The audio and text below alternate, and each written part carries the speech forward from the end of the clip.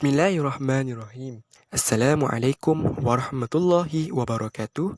Salam sejahtera, salam pintar RPG KDRI. Baiklah, untuk tugasan yang ketiga iaitu persembahan bagi subjek mata pelajaran GPIM 1022 Pendidikan Islam, kumpulan kami diarahkan untuk membincangkan tentang peranan khalifah di muka bumi dengan melaksanakan konsep Amar Ma'ruf Nahi Munkar.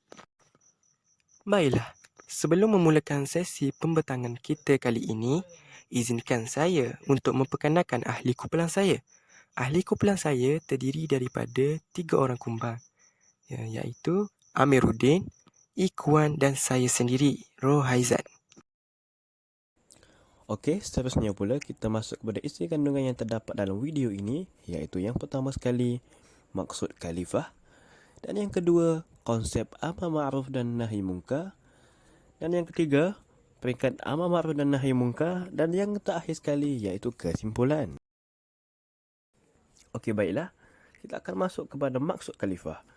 Khalifah adalah sebuah kata dalam bahasa Arab yang berarti pengganti ataupun pewaris.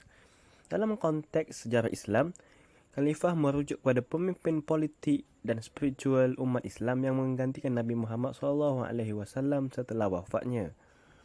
Khalifah dianggap sebagai pemimpin tertinggi umat Islam dan kepala negara Islam. Istilah ini memiliki makna yang lebih luas dalam konteks sejarah dan politik Islam. Beberapa khalifah yang terkenal dalam sejarah Islam termasuk Abu Bakar As-Siddiq, Umar Al-Khattab, Utsman bin Affan dan Ali bin Abi Talib dikenal sebagai 4 khalifah yang diberi kabar gembira oleh Nabi Muhammad SAW. Khalifah seterusnya, khalifah adalah kepala negara dan pemimpin umat Islam, bertanggungjawab ke atas kebijakan politik dan pemerintahan serta menjalankan fungsi keagamaan. Khilafah juga berarti pemimpin atau kepimpinan. Namun dalam sejarah Islam, kita sering tertukar iaitu istilah khalifah dan khilafah.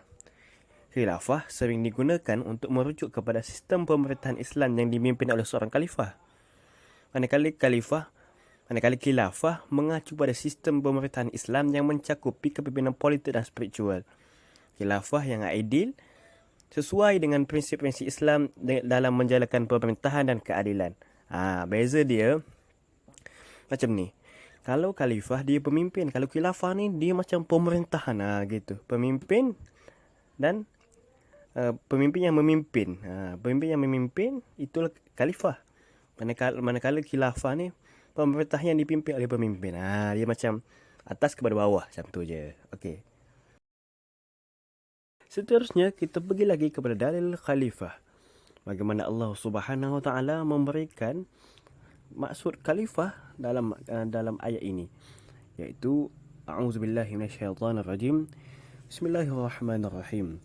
Wa idh qala rabbuka lil malaikati inni ja'ilun fil ardi khalifah قالوا أتجعل فيها من يفسد فيها ويسفك الدماء ونحن نسبح بحمدك ونقدس لك قال إني أعلم ما لا تعلمون.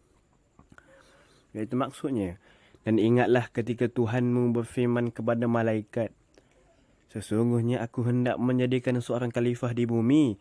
Mereka bertanya tentang hikmah ketetapan Tuhan itu dengan berkata, adakah engkau ya Tuhan kami hendak menjadikan di bumi itu orang-orang yang akan membawa bencana dan menumpahkan darah berbunuh-bunuhan, padahal kami sentiasa bertasbih dan memujimu dan mensucikanmu.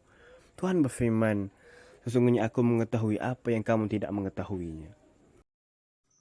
Baiklah, kita beralih kepada slide yang seterusnya yang membincangkan tentang konsep Amar Ma'ruf Nahi Munkar dan peranan khalifah untuk melaksanakannya. Apakah yang dimaksudkan dengan Amar Ma'ruf Nahi Munkar? Dari peristahan ayat Al-Quran yang membawa maksud mengajak kepada kebaikan dan mencegah kepada kemungkaran, iaitu Amar Ma'ruf mengajak kepada kebaikan dan Nahi Munkar iaitu membawa maksud mencegah kepada perkara yang mungkar. Mengajak kepada kebaikan ialah mengajak manusia kepada Allah dan mentaati perintah Allah Subhanahu Wa Taala. Baiklah, apakah peranan kita sebagai khalifah untuk menjalani konsep amar ma'ruf nahi munkar ini?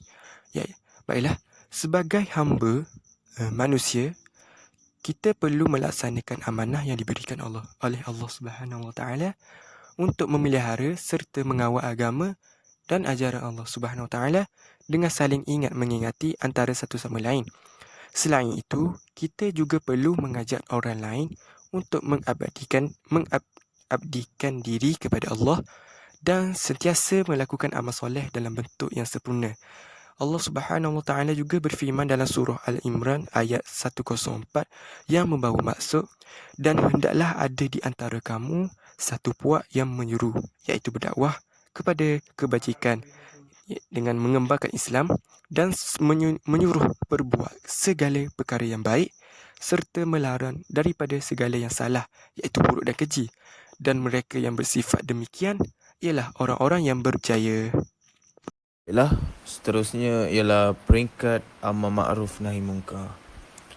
Peringkat ini terbahagi kepada 4, iaitu yang pertama peringkat diri, yang kedua peringkat rumah tangga, yang ketiga peringkat masyarakat, dan yang keempat peringkat negeri, negara dan alam sejagat. Bagi peringkat diri, merupakan asas bagi setiap individu bersesuaian dengan firman Allah Subhanahu Wa Taala yang berbunyi, peliharalah dirimu dan keluargamu dari api neraka. Surah At-Tahrim ayat ke-6. Seterusnya, peringkat rumah tangga. Peringkat rumah tangga wajib bagi kita untuk mendidik ahli keluarga kita ke jalan kebaikan dan menjauhkan mereka dari kemungkaran Allah Subhanahu Wa Taala. Yang kedua, wajib bagi mana-mana ahli keluarga menyeru dan mengajak ke arah amar ma'ruf nahi munkar. Seterusnya, antaranya terhadap ibu bapa, orang gaji ataupun anak angkat adalah perlu dilakukan dengan berhati-hati, halus dan strategi yang bijaksana. Seterusnya, tanggungjawab menyeru amar ma'ruf nahi munkar kepada jiran, tetangga dan para sahabat bagi membersihkan keadaan sekeliling. Yang ketiga, peringkat masyarakat merupakan bermulanya hukum fardu kifayah bagi tugas dakwah. Wajib bagi mana-mana anggota dalam satu kelompok masyarakat itu untuk menyeru ke arah amar ma'ruf nahi munkar supaya masyarakat Islam hidup dalam suasana yang penuh dengan rahmat Allah Subhanahu Wa Taala. Dan yang terakhir sekali, peringkat negeri, negara dan alam sejagat. Tuntutan fardu kifayah untuk berdakwah di peringkat ini semakin meluas sesuai dengan Islam sebagai agama yang universal. Apabila telah wujud masyarakat-masyarakat yang melaksanakan amar ma'ruf nahi munkar dalam masyarakat, maka wajib pula bagi kumpulan-kumpulan itu berdakwah di peringkat yang lebih besar hingga ke peringkat antarabangsa. Sebagai kesimpulan terakhir, amar ma'ruf nahi munkar adalah suatu perintah yang agung untuk dilaksanakan oleh umat Islam. Amar ma'ruf juga perlu dilaksanakan secara kolektif, secara berjemaah agar kesannya lebih menyeluruh dan mencapai sasaran. Hal ini demikian kerana adalah sangat penting bagi umat Islam memahami melaksanakan perintah mengikut acuan yang dibentuk oleh Rasulullah SAW. Dan bukan semata-mata berdasarkan pemahaman dan penghayatan yang salah yang akhirnya memperlihatkan Islam sebagai agama yang menghukum dan bukan mendidik dan mengasuh manusia menjadi lebih baik.